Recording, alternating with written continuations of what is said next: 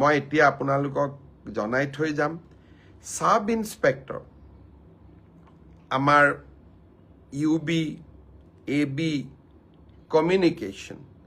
এই তিনিটা ক্ষেত্ৰত অসম আৰক্ষীয়ে সাব ইন্সপেক্টৰ পোষ্টৰ পৰীক্ষা পাতিছিল ইয়াত পদ আছিল 203টা ইয়াৰে ইতিমধ্যে লিখিত পৰীক্ষা হৈ গ'ল আৰু এই লিখিত পৰীক্ষাত যিসকলে উত্তীৰ্ণ হ'ল যিসকলে কাট অফ নম্বৰ পাবলৈ সক্ষম হ'ল তেওঁলোকৰ তালিকা 6 মাৰ্চ তাৰিখে আৰক্ষী বিভাগে প্ৰকাশ কৰিব 6 মাৰ্চ তাৰিখে লিখিত পৰীক্ষাৰ ৰিজাল্ট হোৱাৰ লগে লগে পিএছটি আৰু পিইটি আৰম্ভ হ'ব আৰু পিএছটি আৰু পিইটিৰ এডমিট কাৰ্ড আপোনালোকে 9 মাৰ্চত ডাউনলোড কৰিব পাৰিব আৰু পিএছটি আৰু পিইটি 17 মাৰ্চৰ পৰা আৰম্ভ হ'ব এয়া হ'ল অসম পুলিচৰ সাব ইন্সপেক্টৰ ইউবি এবি আৰু কমিউনিকেশ্যন ইয়াৰ বাবে যি পৰীক্ষা হৈছিল ইয়াৰ পিছত আমাৰ এটা ডাঙৰ পৰীক্ষা হৈছিল কনষ্টেবল আমাৰ এটা ডাঙৰ পৰীক্ষা হৈছিল সেইটো হ'ল constable UB constable AB constable communication আৰু sub officer fire and emergency service কনষ্টেবলৰ ইউবিত পোষ্ট আছিল 1760টা কনষ্টেবল এবিত পোষ্ট আছিল 2301টা কনষ্টেবল কমিউনিকেশ্যনত পোষ্ট আছিল 466টা আৰু সাব অফিচাৰ ফায়াৰ সাৰ্ভিসত পোষ্ট আছিল মাত্ৰ এটা এই গোটেই পৰীক্ষাটোৰ ইতিমধ্যে পিএছটি আৰু পিইটি কমপ্লিট হ'ল এই পৰীক্ষাটোৰ যিসকলে পিএছটি পিইটিত কোন পাছ কৰিলে ইয়াৰে ৰিজাল্ট অসম আৰক্ষীয়ে 12 মাৰ্চ তাৰিখে ঘোষণা কৰিব অৰ্থাৎ কনষ্টেবল ইউবি এবি পৰীক্ষাৰ প্ৰথম ৰিজাল্ট 12 মাৰ্চ তাৰিখে প্ৰকাশিত হ'ব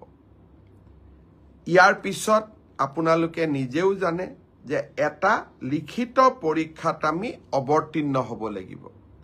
আৰু এই লিখিত পৰীক্ষাটিৰ বাবে যিসকলে কাট অফ মাৰ্ক পাবলৈ সক্ষম হ'ব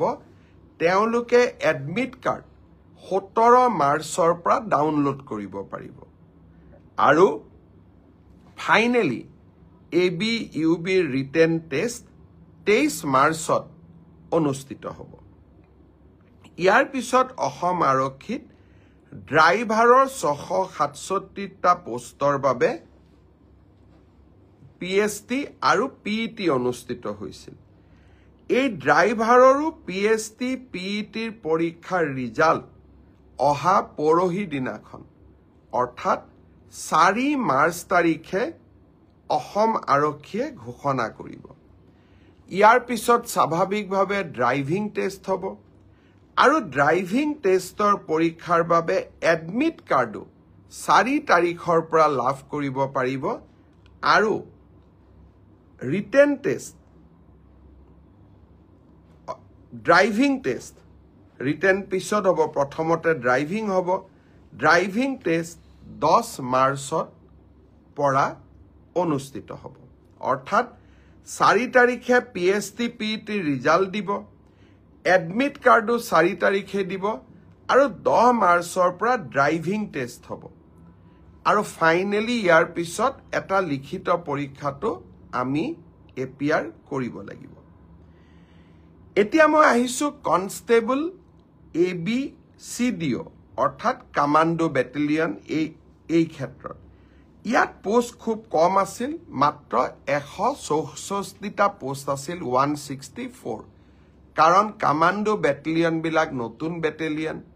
ইয়াত ভ্যাকেন্সি অহাৰ এতিয়া প্ৰশ্নটো বহুত কম কমান্ডো বেটেলিয়নৰ ৰিজাল্ট আমি আমাৰ কাট অফ মাৰ্কস যেটো পিএছটি আৰু পিইটিৰ যেটো কাট অফ মাৰ্ক তাক আমি 27 মাৰ্চ তাৰিখে ঘোষণা কৰিম অৰ্থাৎ কমান্ডো বেটেলিয়নৰ 164 পদৰ বিপৰীতে আমাৰ যি ৰিজাল্ট হ'ব কাট অফ মাৰ্কছ এনাউন্স হ'ব 27 মাৰ্চ তাৰ পিছত এডমিট কাৰ্ড আহিব 1 এপ্ৰিল তাৰিখে আৰু সাইকোমেট্ৰিক টেষ্ট 8 এপ্ৰিলৰ পৰা অনুষ্ঠিত হ'ব আমাৰ গ্ৰেড 4 অসম আৰক্ষীত 258টা পোষ্টৰ বাবে অনুষ্ঠিত হৈছিল গ্ৰেড 4 পৰীক্ষাৰ পিএছটি পিইটি হৈ গ'ল আৰু কেইটামান হ'ব বাকি আছে 15 মাৰ্চলৈকে চলিব সেই ইয়াৰ পিএছটি পিইটি ৰিজাল্ট আমি দিওঁতে কিছু পলম হ'ব 30 এপ্ৰিল পাবগৈ এয়া হ'ল অসম আৰক্ষীৰ সম্পৰ্কত